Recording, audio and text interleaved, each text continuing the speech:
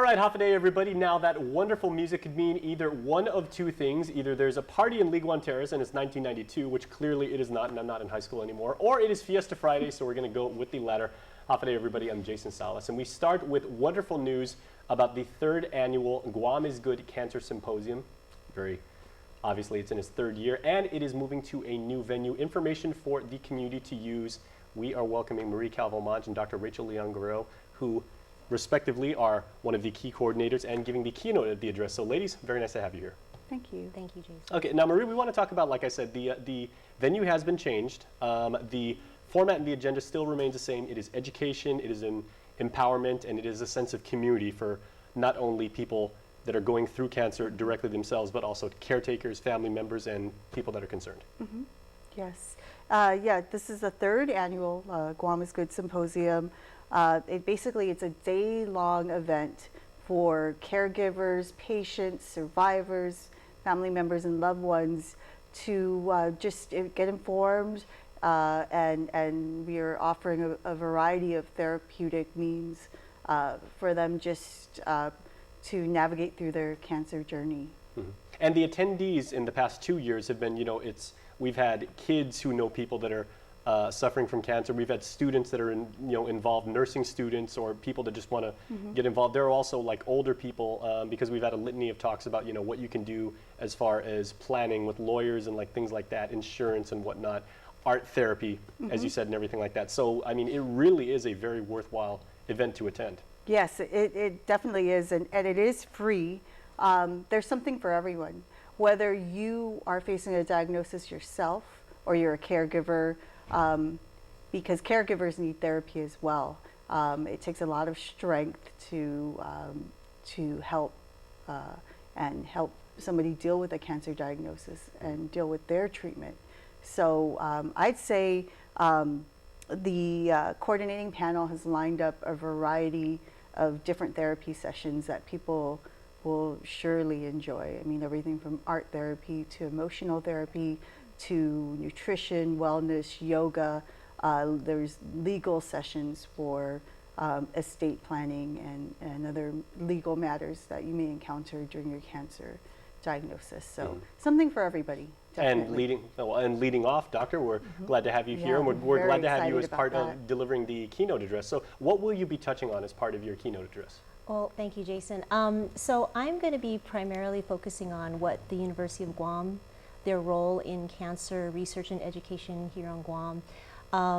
So I'm going to be talking about our NCI-funded research partnership that we have with the University of Hawaii Cancer Center, and talking, giving a little bit of facts and statistics on the state of cancer here on Guam, and then probably some of the research projects we've done, and then maybe really touch very briefly on some of the research findings that I've had I've looked at breast cancer among women, Chamorro and Filipino women here on Guam, and then also child obesity with the angle that, the best cure for cancer is prevention.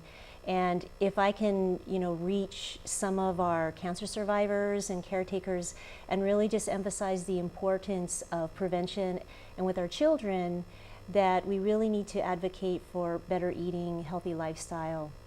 And that will be a great step in preventing cancer. And that's kind of my angle, is more of the academic teaching part. But it sounds great, all of the more practical stuff. So mine's going to be more of the geeky knowledge. Well, I was just going to say, I can greatly appreciate that, because we here at the KUM Care Force, volunteer to get involved and help out administratively. I'm honored for the 3rd year to be the MC, and again, I greatly appreciate that you're delivering quantifiable data, because when you look at cancer's effect on Guam, the number of cases we have and the way it impacts our communities, the numbers truly are staggering. It really is, and where in the United States mainland, the rate of cancer is going down and even mortality rates are going up, but here on Guam, the rates are going the rates are going down in the mainland, but here on Guam it's going up. So there is a disparity here, and that's really what we're looking at the university, is what are the root causes and factors in those disparities, and so how can we help bring those disparities down. And probably one thing, since we are Marie, it's a free event and we're trying to get people to come out. Once again, it's going to be at the Westin on July the 2nd. Yes. Yeah. Cancer is such a topic that most people don't want to even approach or address because it's so scary. Most people are like, that's, I don't even want to go there, even if it would educate me and I'd be better for it and everything like that. So why should people come out? And, they can come as groups, student groups, families, community groups. Yeah, I think there's the educational and informative aspect of it. But what we've learned from, this is the third year we've put together this symposium, and what we've learned is that it's also very cathartic. It's a day of sharing. Yes. For some of our attendees, it's the first time they've ever done anything as a group or met other people who are, enduring similar battles. And so the feedback that we've received is that, yes, the information is great and what they learn, but they also say, wow, it's just it's such a endearing feeling to know that there's I'm not alone, and I have this entire community of people who are here for me and understand me. And so there's a lot of sharing involved too, and I think, that's priceless, and that's one of the great things they'll take away. Absolutely. And all the wonderful information from great panelists like Dr. Rachel here. So, well, Doctor, what more types of research do we need to do on Guam? Like as members of academia or professionals, physicians, researchers, people in medicine. What more do we need to do to better understand cancer and hopefully continue to treat it in a more effective way, and then hopefully eliminate it? Well, we've done a lot of research now on looking at betel nut because we have the highest oral cancer rates when you look at rate-wise compared to the U.S. But one of the things that we've seen is that there's a lot of shame with cancer and a lot of fatalism, and people think that it's a punishment. If they get cancer, it's punishment from God.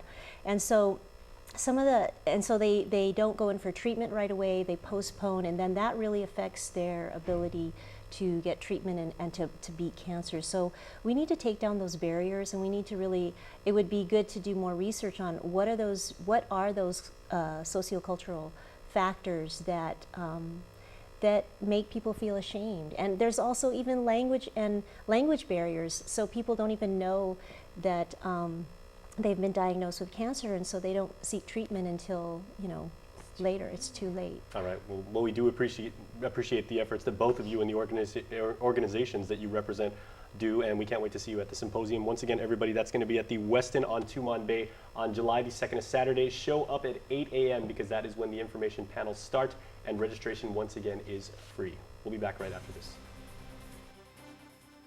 This program is brought to you by GTA, your island, your network.